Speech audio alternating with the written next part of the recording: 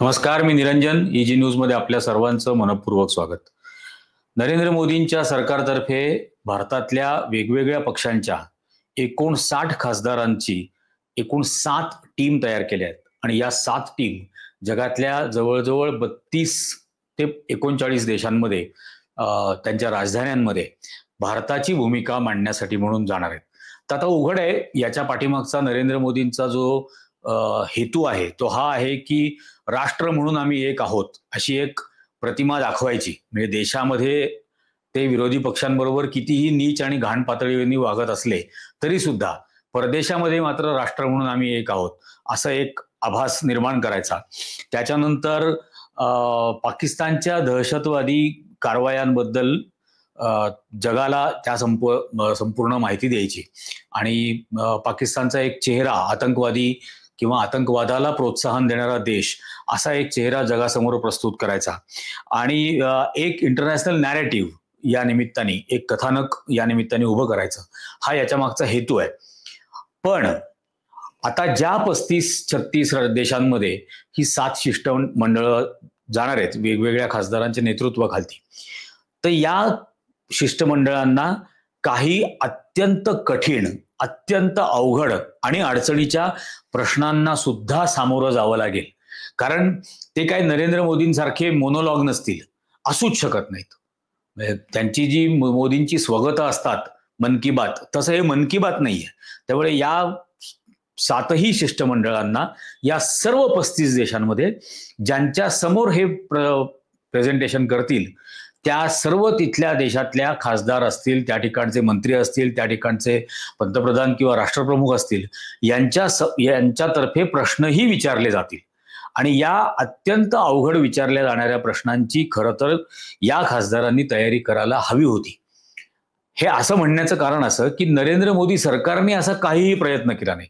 यासाठी जर का एक सर्वपक्षीय बैठक घेतली असती, त्या सर्वपक्षीय बैठकीला स्वतः हा नॉन बायोलॉजिकल प्राणी उपस्थित राहिला असता आणि मग या सर्वपक्षीय बैठकीमध्ये जी प्रश्नोत्तरं झाली असती त्यातून त्या सर्व पक्षाच्या नेत्यांना एक स्पष्टता आली असती की देशाची काय बाजू मांडायची आहे, विचारलेल्या प्रश्नांची काय उत्तरं द्यायची आहेत.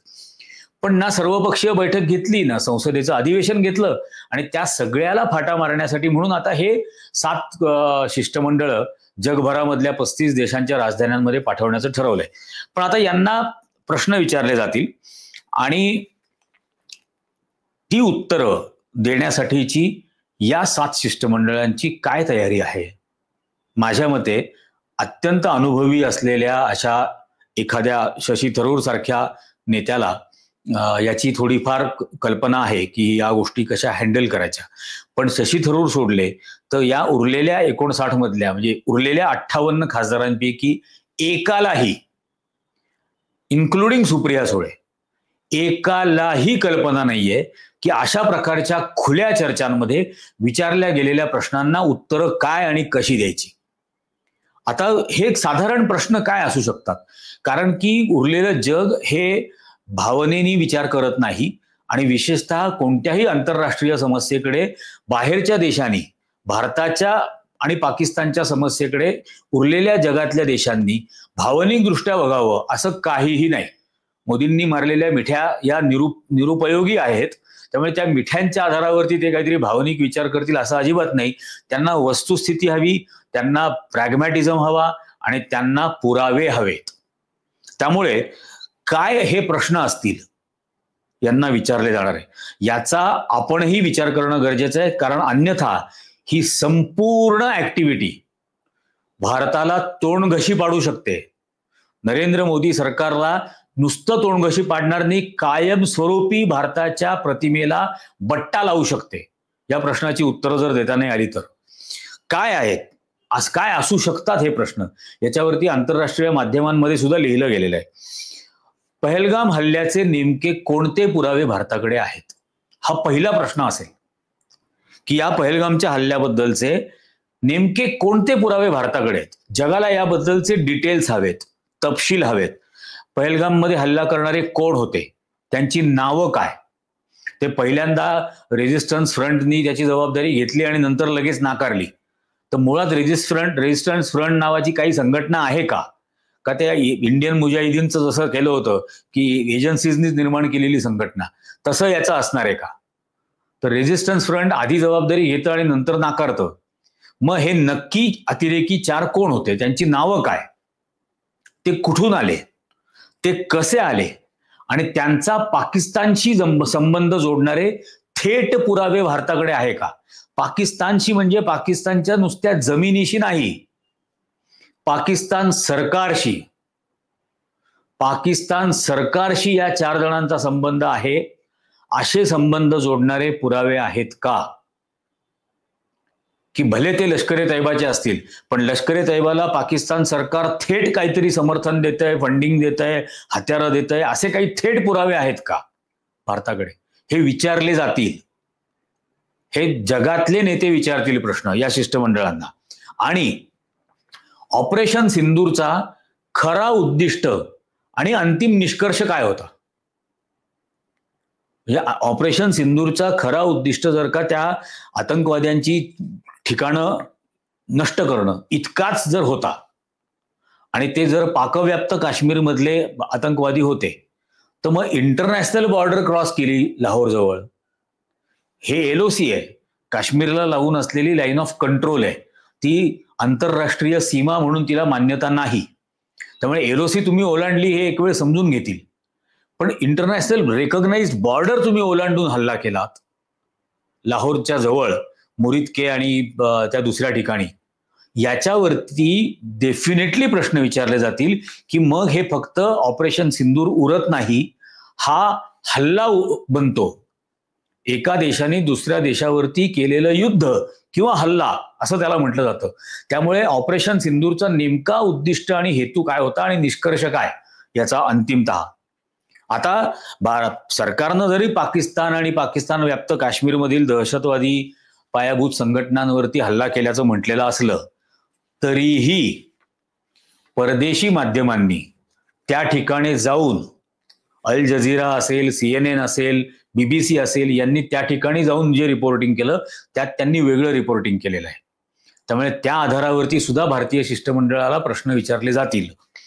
त्यानंतर भारतीय वायुसेनेचे नुकसान स्पष्टपणे का जाहीर केलं जात नाही, विशेषतः कोसळलेल्या विमानांबद्दल. ते ड्रोन्स बद्दल एक वेळ नाही विचारणार, पण भारताची एअरफोर्सची जर विमानं पाडली गेली असतील तर त्याबद्दल भारत सरकार का बरं स्पष्टपणाने खुलासा करत नाहीये. पाकिस्तानने भारताची लढाऊ विमानं, राफेल वगैरे सगळं पाडल्याचा दावा केलाय, याच्यावरती भारताने मौन बाळगलेलं आहे. कोणतीही माहिती जाहीर केलेली नाही.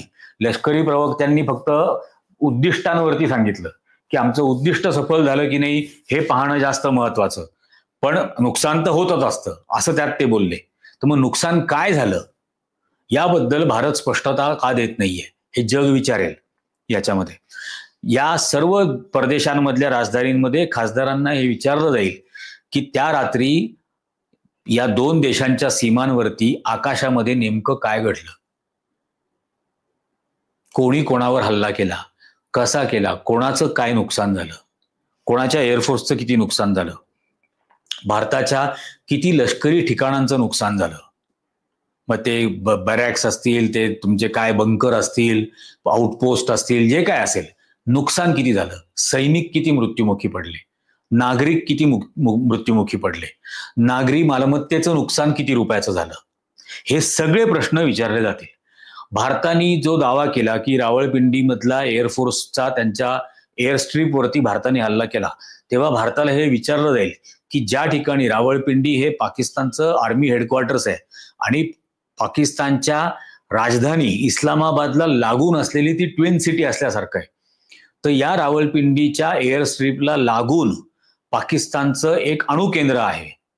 तर या अणुकेंद्राच्या जवळ जाऊन आपण हल्ला करतो आहोत याची भारताला पूर्वकल्पना होती का हे विचारलं जाईल. आणि याची काय उत्तरं देणार भारताचे हे खासदार माहित नाही. यांना सांगितलंय की नाही तेही आपल्याला माहित नाही.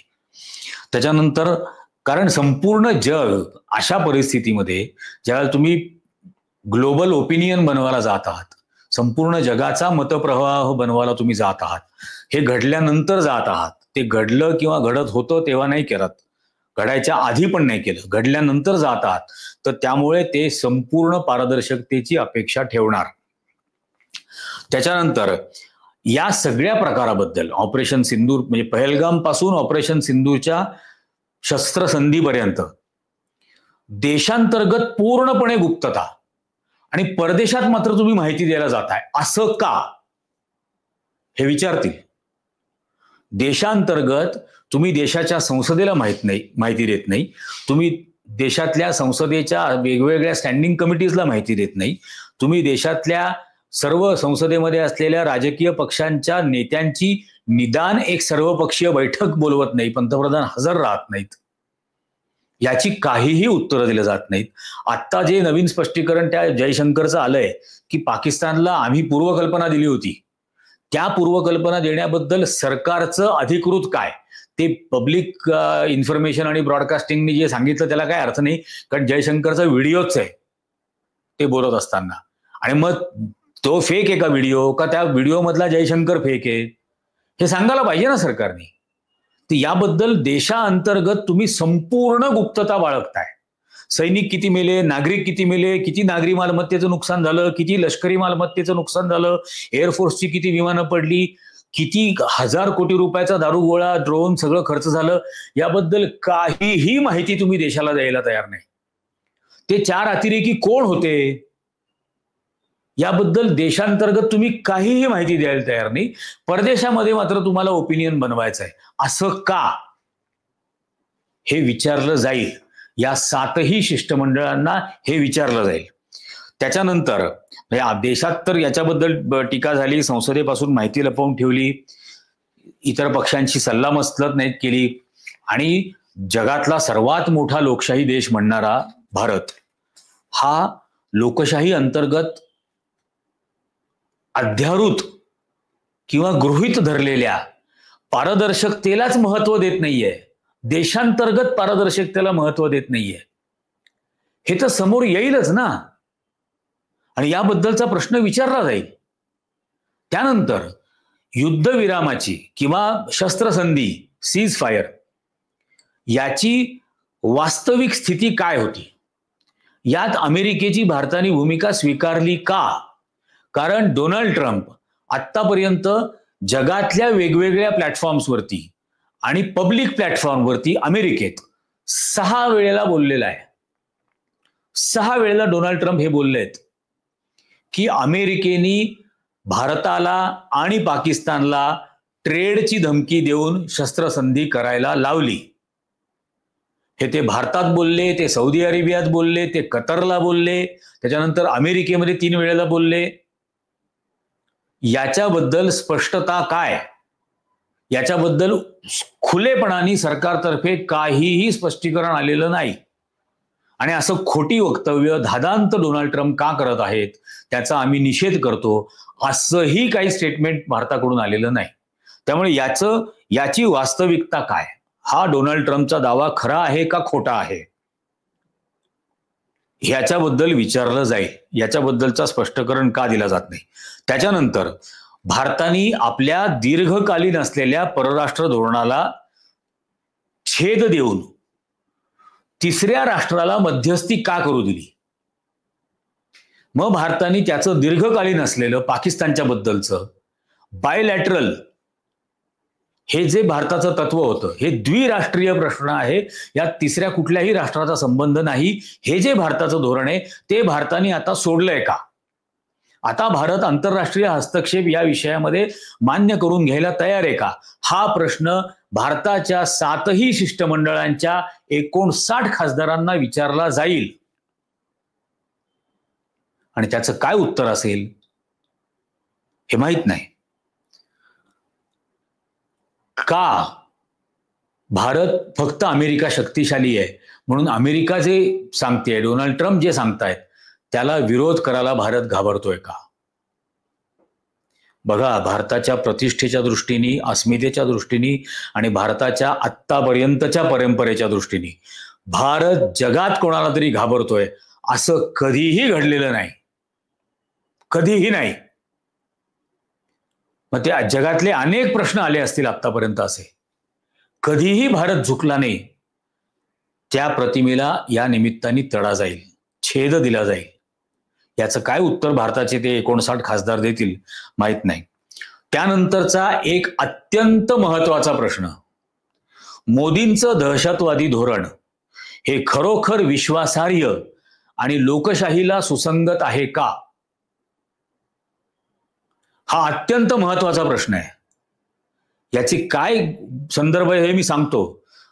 नरेंद्र मोदींचं दहशतवादाच्या विरोधातलं धोरण हे खरोखर विश्वासार्ह आहे का, हा पहिला भाग. याचं कारण असं की पठाणकोटला ज्या वेळेला हल्ला झाला त्यावेळेला भारताने पाकिस्तानच्या ISI ला बोलावून घेतलं तपास करण्यासाठी. त्यानंतर गेली 2 वर्ष मणिपूर जळतंय आणि मणिपूरमध्ये जो प्रकार होतो आहे, मैतेई कम्युनिटीकडून दुसऱ्या कुकी कम्युनिटीला किंवा नागा कम्युनिटीला, समाजाला टेरराईज करण्याचा, that is a terrorist act. भारतीय लष्कराचे आणि भारतीय पोलिसांची हत्यारं पळवून, ड्रोननी बॉम्ब फेकून, मिसाईल्स मारून, रॉकेट लॉन्चर्सचा वापर करून लोकांना मारलं जातंय, दॅट इज टेररिझम. आणि मग नरेंद्र मोदींची आतंकवादाविरोधातली भूमिका विश्वासार्ह आहे का, हा प्रश्न येतो. कारण मग तो मणिपूरमध्ये का नाही? मग मणिपूरमध्ये अशा प्रकारची लष्करी कारवाई करायला भारत का घाबरतोय, का तयार होत नाहीये, हाही प्रश्न येतो. चीननी लद्दाखमधली जी जमीन बळकावून ठेवलेली आहे, अरुणाचल प्रदेशमध्ये जी जमीन बळकावून ठेवली आहे, अरुणाचल प्रदेश आणि इतर भाग जो थेट चीनच्या नकाशात दाखवलाय आणि तिथल्या गावांची, शहरांची, रस्त्यांची नावं सुद्धा चीननी बदलून टाकली आहेत. याला भारत काय म्हणणार? याच्याबद्दल भारताचं, या नरेंद्र मोदींचं आतंकवादाच्या विरोधातलं धोरण विश्वासार्ह आहे का नाही, असे अनेक प्रश्न, उपप्रश्न विचारले जातील. आणि हे लोकशाहीला सुसंगत आहे का? की एका पहलगाम मधली एक आतंकवादी घटना घडल्यानंतर, सीज फायर केल्यानंतर तुम्ही असं जाहीर केलं की यानंतरची कोणतीही आतंकवादी घटना हे युद्ध म्हणून बघितलं जाईल, त्याच्याकडे युद्ध म्हणूनच आम्ही ट्रीट करू त्या गोष्टीला, तर ही गंभीर गोष्ट आहे. एखादी छोटीशी आतंकवादी संघटना काहीतरी करते, याला तुम्ही एका देशाशी युद्ध म्हणून घेणार आहात का यापुढे? हा खूप महत्वाचा आणि गंभीर प्रश्न आहे.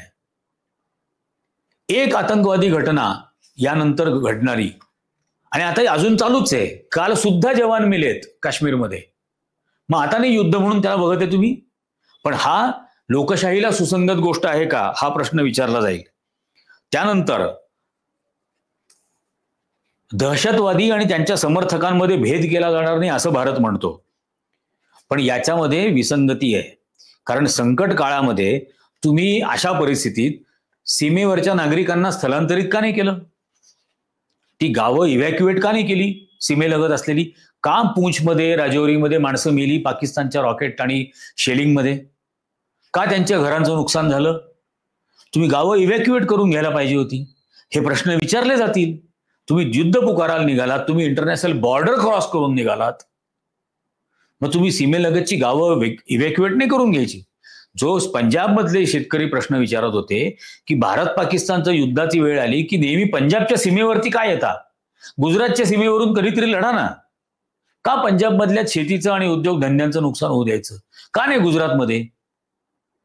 हा प्रश्न तिथं विचारला जात होता. तर हाही येणार आहे याच्यात.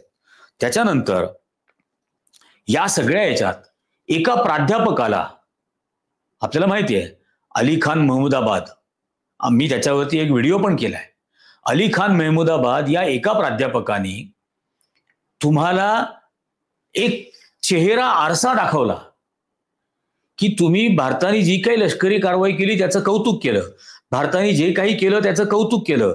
भारतातर्फे पत्रकार परिषदांमध्ये लष्करातर्फे 2 एअरफोर्स आणि इंडियन आर्मीतर्फे लेफ्टनंट कर्नल सोफिया कुरेशी आणि व्योमिका विंग कमांडर यांना तुम्ही प्रस्तुत केलं आणि भारताचा सेक्युलर चेहरा हा जगासमोर दाखवण्याचा प्रयत्न केला, हे त्यांनी कौतुक केलं.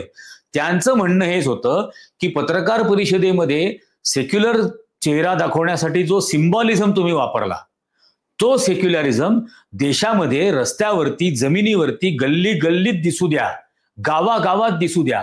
तो सेक्युलरिझम लिंचिंगच्या घटना करतात तेव्हा काल कुठे जातो? तो सेक्युलरिझम बुलडोज करून घरं पाडतात त्यावेळेला कुठे जातो? तर तिथेही तो दिसू द्या हीच त्यांनी अपेक्षा केली आणि जय हिंद म्हटलं.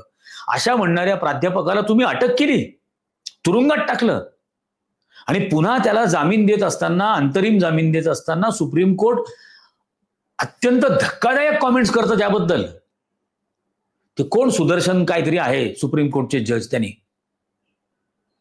त्याच्याबद्दल भयंकर धक्कादायक कॉमेंट केल्या. अशा प्रकारच्या कॉमेंट करण्याबद्दलच प्रश्नचिन्ह उपस्थित केलं, अशी पोस्ट करण्याबद्दल. त्याच्यावरती त्यांच्यावर रिस्ट्रिक्शन टाकल्या. परदेशात जायचं नाही, इकडे जायचं नाही, तिकडे जायचं नाही, पोस्ट लिहायची नाही, मत व्यक्त करायचं नाही. हा काय प्रकार आहे? न्यायालय अभिव्यक्ती स्वातंत्र्यावर बंदी आणतंय. पण हे प्रश्न विचारले जातील आणि या खासदारांमध्ये असे अनेक दिवटे आहेत. तो निशिकांत दुबे सारखे, ज्यांनी या देशामध्ये मुसलमान समाजाच्या विरोधामध्ये अत्यंत द्वेषपूर्ण ट्विट केलेले आहेत, अत्यंत द्वेषपूर्ण भाषणं केली आहे, त्यालाही दिवट्याला प्रश्न विचारला जाईल सेक्युलरिझम बद्दल. त्यावेळेला काय उत्तर देणार? हा यातला महत्वाचा भाग आहे. यानंतर या खासदारांना हेही विचारलं जाईल की भारत या युद्धविरामाला मानतो का नाही मानत,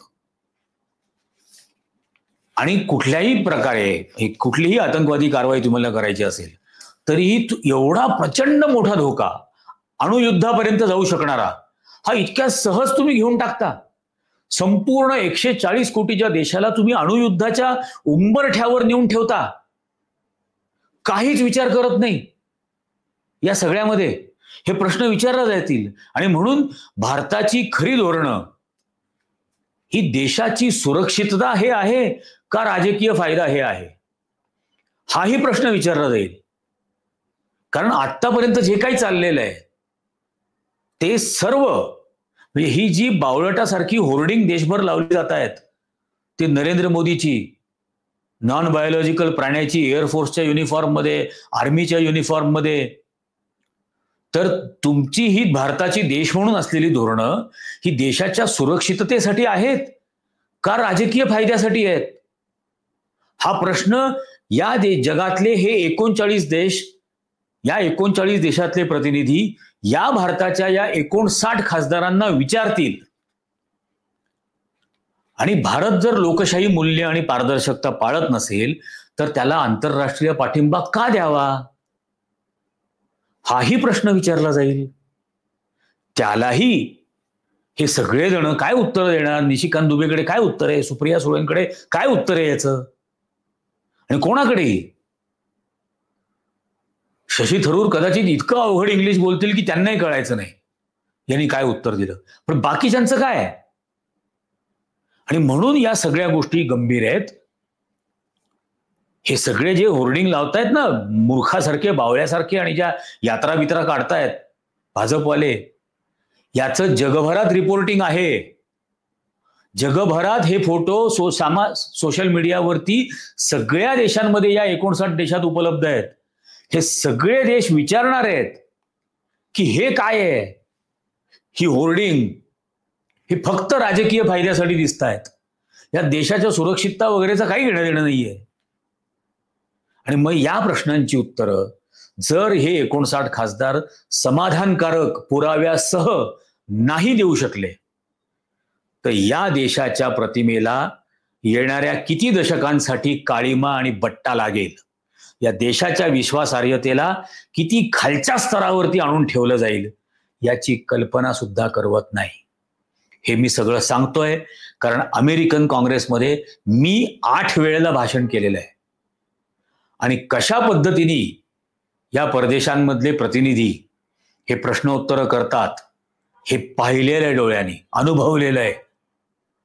त्यामुळे या खासदारांची त्रेधा तिरपीट जर झाली तर नरेंद्र मोदी सरकारची आणि पर्यायाने भारत या देशाची आपल्या जगभर त्रेधा तिरपीट उडेल. याबद्दल तुम्हाला काय वाटतं हे तुम्ही खाली कॉमेंट करून नक्की सांगा. जास्तीत जास्त लोकांपर्यंत हा व्हिडिओ पोहोचवा. सर्वांना हे व्हिडिओ लाईक करायला सांगा आणि सगळ्यांना हे चॅनल सबस्क्राईब करायला सांगा. तुमचा पाठिंबा असेल तर आम्ही हे करत राहू शकू. धन्यवाद.